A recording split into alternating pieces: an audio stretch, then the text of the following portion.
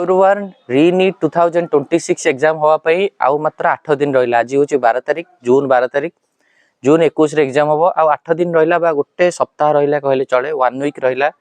तो पिला माने जम्मा भी पानिक हबार नहीं। आपण मैंने भावुवे कि क्वेश्चन पेपर बोधे एनटीए एमती जो प्रोब्लेम है एनटीए को एत क्वेश्चन है एनटीए रागिक डिफिकल्ट क्वेश्चन पचारदेव सेमती किसी भावतुनि ऑलरेडी पिला प्रेसर रे अछती सेमाने भी केबे एमती हाई पूरा पूरा पूरा एक्सट्रीमली हार्ड क्वेश्चन पकईकि आपको प्रेसर देवाक चाहिए।